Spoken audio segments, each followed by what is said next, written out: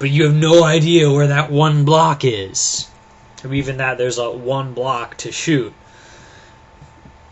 And sometimes I just get stuck, and then like suddenly this world to explore becomes this kind of constrictive place, because as I'm exploring, I'm starting getting more frustrated. And I'll like notice all the enemies are respawning in the same places. Like, kill this guy 17 times and I'm killing him again, you know, and like I start when the music is looping, and you just eventually get annoyed with that. And so eventually I'm just like, oh, I'll just look it up, figure out where I'm going next. Which is sad. I don't have to look up anything in FAQs, but I did.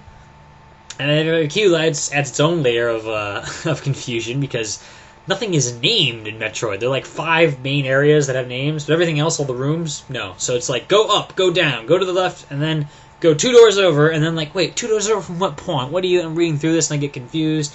And then like I finally get through that one area I was stuck, and then I start playing, I start moving, and this starts working, and then I get stuck again. You know, and then all these little flaws that like we've gotten over by now. Things like enemies always respawning in exactly the same spots. You know, I think that's annoying. Things like, oh, certain boss attacks that you like can't avoid, and like, oh, this gets annoying, and this, you know, things like, well, you could mention save points, I guess. The Metroid Prime save points went okay. Thing at Metroid Prime, they had a hint system where they'd be like, you know, they hide it, but they're like, you know, some seismic activity has been detected in this room, and they point it out on your map, and that way you know that's where you're supposed to go next. You know, I remember halfway through the game, I discovered that was a hint system, as they called it. And I said, oh, I don't need this, and I turned it off. And I got horribly lost. And I had no idea what I was doing. I stuck with it for the longest time, like, no, I'm not going to look this up, I'm going to figure it out, and eventually I just turned the hint system back on, because it was crazy. There's no hint system in Super Metroid. You know, there's game FAQs, there's wandering around, and dang it, this is such a classic game! There are so many things awesome about it, particularly for its time. Everything is judged by its time, of course, which is why Ocarina ranks so highly. Like, Ocarina is a great game. It is. But I think Twilight Princess is better. Matter of fact, I'd say by and large Wind Waker is better. Unless, of course, you're being completist and you're trying to get absolutely everything, and eventually it gets really annoying playing that Wind song over and over and over. But, you know, this is part of the reason Ocarina was so amazing. It was the first 3-dimensional Zelda. Do you guys remember the first 3-dimensional anything? I do. Holy crap. I had piano lessons, and the piano teacher had a daughter who got an N64 before I did. At the moment, you know, I didn't know when things were coming out or what it was. Like, oh, what is this N64 thing? Nowadays, like, we're on the internet and I know everything. Remember those days too? Back when like you didn't know a game existed until you bought it. You know, you got it for your birthday or something, and you're like, wow, Mario, what's this? And then you put it in, and you're like, holy crap, I'm Mario. I remember seeing Super Mario 64 for the first time, and it was actually 3D. Amazing. Huge jump, you know. And that's part of what makes, for instance, Ocarina so amazing. You know, for its time, it was just such a quantum leap. The Super Metroid was such a quantum leap over the previous Metroids, you know. And it's also a good game. But I find myself, you know, I get stuck like 3 or 4 times now, and I have to go to a game FAQ, and I have to look it up, and dang, I really want to love this game. And there are parts of it I really like. But I hate these little things, like just getting stuck, like getting, you know, Tobin from NoobTube said, you know, we're, he was going to play all Final Fantasies, all the games, in order. So we started with Final Fantasy 1, and I think that's as far as you got, if I remember correctly. Because it turns out there's a lot of grinding. There's a lot of... I remember I got Final Fantasy 1 like a year ago or something, because like my friend had an old NES, and he had the cartridge, and I thought, wow, the original, you know, let's see where it all began. And like, I couldn't get past like the second area, you know, like that. No, it's actually like you start in this one town, you go to this castle, I couldn't get past that before I gave up. Because like, essentially they want you to go attack a bunch of guys and get some XP up, and then like go heal at the end, and then go back and repeat this cycle. And wow, repeating that cycle used to be so cool.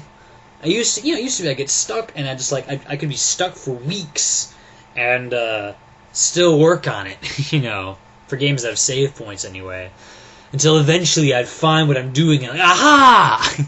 That was so cool! I can tell you about times in Half-Life when I was just stuck forever, but I didn't even know there were such things as game FAQs.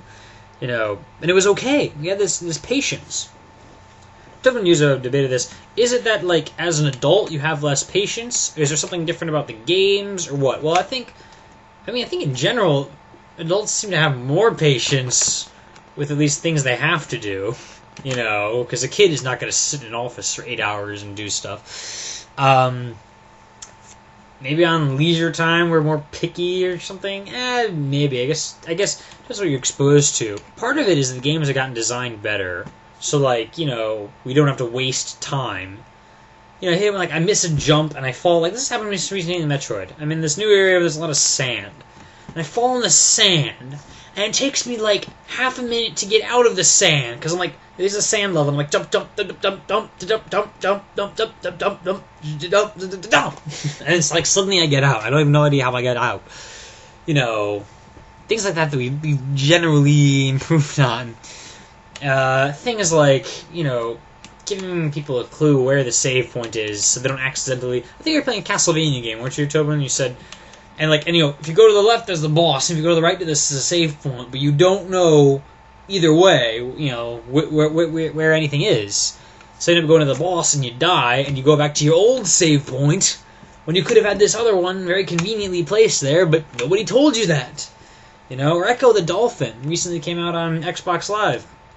And the reviewer said, you talk to some dolphins and stuff in the beginning, and you kind of swim around, and you're like, what do I do now?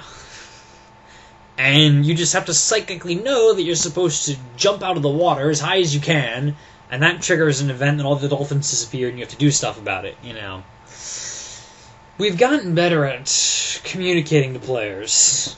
At least the really good games have gotten better. There are plenty of bad games out there. Getting better at communicating to players on what they're supposed to do, giving them hints they needed, making gameplay more adaptive. Less stuff you just have to just figure it out. No help from the game. No, just wander around forever, which is what I've been doing in Metroid sometimes. I don't want to wander around. I want to adventure. I want to keep thinking of all this way. I want to improve it, and I can't. At least not right now. Someday I become a game designer. That could be very, very useful. I don't know, man. It's weird. It's weird knowing that 10 years ago I would have absolutely loved this. And you know something? And here's the other part of why we love things. There's so many more options now, There's so many games out, and now that we're adults and we can buy our own games, that we don't want to settle for anything less. we see stuff to get frustrated about, and we get frustrated with it. So that's it. No. Can't handle that. It's sad to see even in classics such as Super Metroid, which I like, but I don't completely love. Games age quickly, and hopefully, games will mature to a point where they don't age quickly. Because games have only been around for 20, 30 years, depending on how you count it. Maybe in another 20 or 30 years, or maybe we're getting to the point right now where things are fully three-dimensional, and you have full physics is starting to get everywhere, and photorealistic graphics starting to get everywhere, and you got pretty much all you need. Once that becomes commonplace, then maybe games won't get old as fast. But just wait until you get the next thing where you control it with your mind, which actually they're working on that. It's at least 10 years out, but they're working on controlling it with your mind. And all these other things. I'm sure someday it'll seem quaint to just stare at a singular screen for your entertainment. But we'll all look back and be like, oh man, remember when you first looked at a screen with a video game on it? People will be like, oh, come on man, you need full three-dimensional holographic. Yada yada yada. I don't know.